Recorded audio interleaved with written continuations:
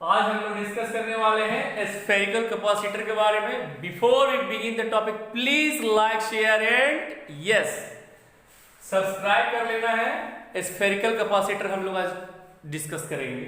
देखिए spherical capacitor क्या होता है। कैपेसिटर क्या बोल रहे थे कि दो ठो प्लेट होंगे, उस पे इक्वल मैग्नीट्यूड का चार्ज होगा, लेकिन नेचर अपोजिट होगा।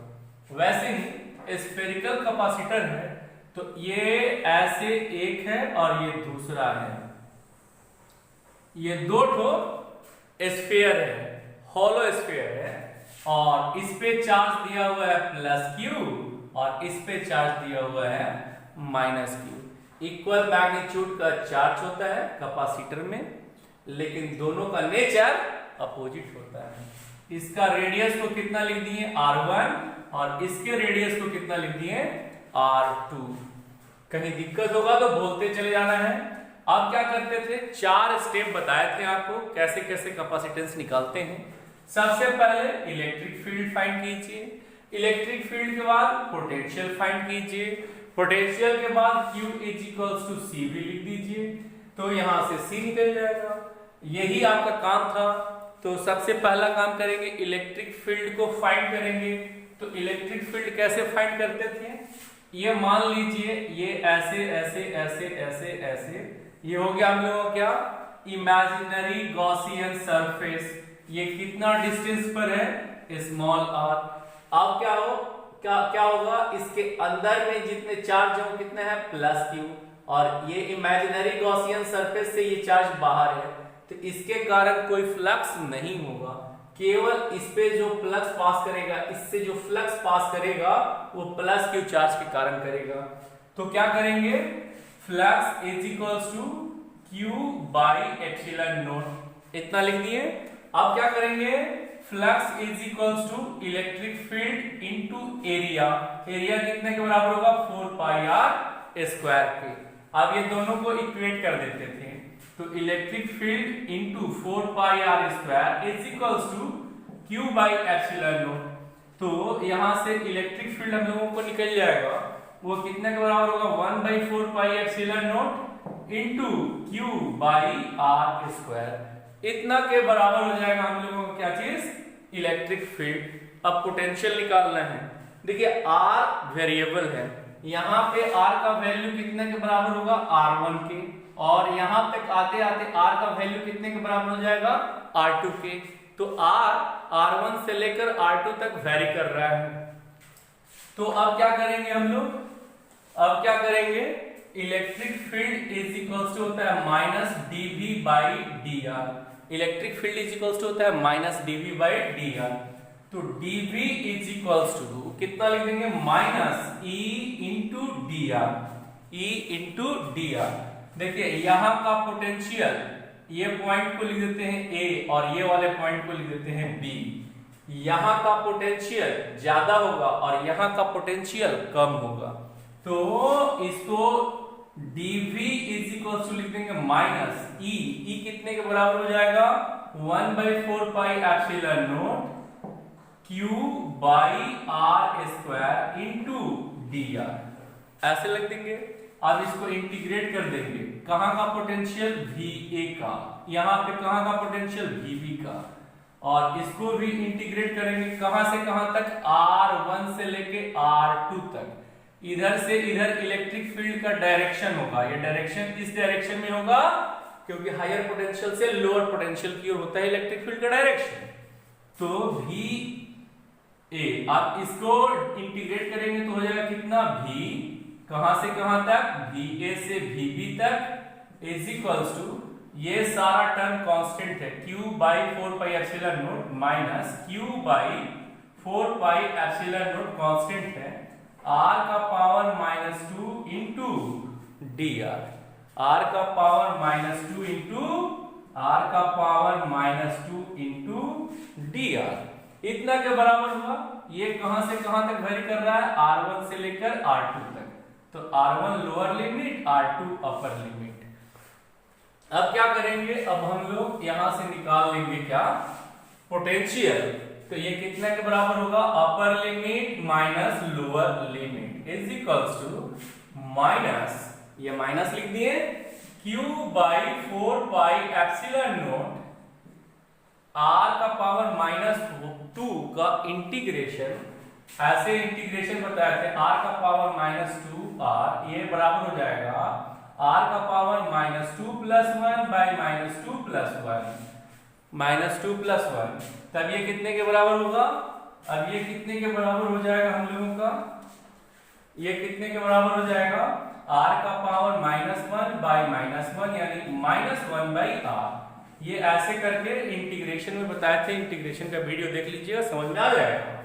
तो इसको इंटीग्रेट करेंगे तो कितना हो जाएगा? -1/r, -1/r। कहां से कहां तक? r1 से लेकर r2 तक। r1 है यहाँ पे लोअर लिमिट, अपर लिमिट है r2। तो अब ये इतने के बराबर हो गया। अब क्या करेंगे? अब ये माइनस और ये माइनस, या इसको पलट दीजिए। क्यों? क्योंकि ये लोअर पोटेंशियल है, ये हायर पोटेंशियल है। तो क्या लिख देंगे? Minus VA minus VB is equals to minus q/4πε0 1 by, अगर ये माइनस को एब्सॉर्ब करते हैं तो ये लिमिट पलट जाता है, 1/r। कहां से कहां तक? r2 से लेकर r1 तक। अब ये माइनस और ये माइनस प्लस हो गया, तो VA माइनस VB, इसी को लिख देते हैं potential difference V is equals to, ये माइनस और ये माइनस प्लस हो गया, ये होगा q/1/4πε0 1/r1 minus 1/r2। V is equals to हुआ इतना के बराबर, V इज इक्वल्स टू इतना के बराबर हो गया हम लोगों का R2, ये इतना के बराबर हुआ। अब क्या बोल रहे हैं कि अगर R2 मतलब ये वाला जो स्फीयर है एकदम इनफाइनाइट इतना लंबा रहता, एकदम इनफाइनाइट इतना लंबा रहता, तो कितना होता? If R2 is equals to infinite, R2 tends to infinite, that is isolated sphere। अगर स्फीयर आइसोलेटेड होता तो क्या लिख देते हैं आप? तो क्या लिख देते हैं? कितना के बराबर हो जाता? V is equals to q/4πε0 1/r, r1 इतना के बराबर हो जाता। लेकिन आइसोलेटेड तो नहीं है, इसमें दो स्फीयर लगा हुआ। तो अब क्या करेंगे? इसका हम लोग Q is equals to CV लिख देंगे, और C से हम लोग पोटेंशियल निकाले, कैपेसिटेंस निकाल लेंगे। अब Q बाई V लिखना है, तो V कितने के बराबर लिख देंगे? q/4πε0 1/r1 माइनस 1/r2 इतना के बराबर हो जाएगा। अब क्या करेंगे? अब इसको हम लोग Q से Q काट देंगे, ये कैपिटल Q है हम लोगों का, ये Q से Q को काट दिए, ये Q से कैंसिल, ये ऊपर चला गया, तो C इज इक्वल्स टू 4πε0, ये एलसीएम ले लीजिएगा तो ये हो जाएगा R2 माइनस R1, और ऊपर हो जाएगा R1 R2। इतना के बराबर कैपेसिटेंस होगा स्फेरिकल कैपेसिटर का। Is the capacitance of spherical capacitor. Spherical capacitor के लिए क्या आ गया हम लोगों का? कैपेसिटेंस। अब आइसोलेटेड होता तो कैपेसिटी कितने के बराबर होता? आइसोलेटेड होता तो कैपेसिटी कितने के बराबर होता?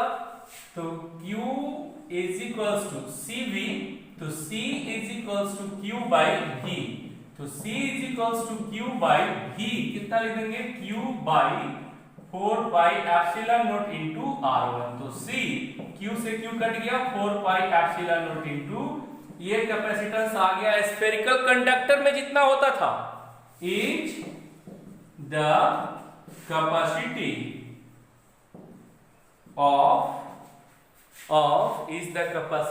Of spherical conductor is the capacity of a spherical conductor. Spherical conductor की जितनी कैपेसिटी होगी उतना के बराबर ये कैपेसिटी आ गया। अब क्या है, अब मान लीजिए कि अगर ऐसे दिया हुआ रहता, ऐसे दिया हुआ रहता, ये था ऐसे, ये रेडियस था r1 और एकदम सटा हुआ इस स्फीयर के जस्ट सटा हुआ रहता, यानी बहुत नजदीक रहता। ये मान लीजिए एकदम ये नजदीक है और ये हो गया r2। r2 हल्का सा बड़ा है, r2 माइनस r1 ये ऑलमोस्ट कितने के बराबर है d, और r2 ऑलमोस्ट इक्वल है r1 का, इक्वल नहीं है ऑलमोस्ट इक्वल है r का, तो इसको क्या लिख देंगे r। तब कैपेसिटेंस कितने के बराबर लिखे थे, अभी जस्ट लिखे हैं हम लोग 4 pi epsilon not r1 r2 by r2 minus r1। तो कितने के बराबर हो जाएगा ये, अब ये कितने के बराबर हो जाएगा, C is equals to 4 pi epsilon naught r square, 4 pi epsilon naught r square by ये कितना हो जाएगा d। तो epsilon naught 4 pi r square by ये कितना हो गया d। तो C is equals to epsilon naught, ये इसका एरिया हो जाएगा, एरिया हो जाएगा a बाई d। तो ये किसके जैसा आ गया, अगर ये दोनों कैपेसिटी, दोनों स्फेरिकल कंडक्टर अगर एकदम जस्ट सटा हुआ रहता, हल्का सा डिफरेंस रहता दोनों के बीच में, तो उसकी कैपेसिटी किसके बराबर आ गया, पैरेलल प्लेट के कैपेसिटी के बराबर। Is the capacity of parallel plate, parallel plates. अगर कहीं प्रॉब्लम हो रहा होगा तो काइंडली कमेंट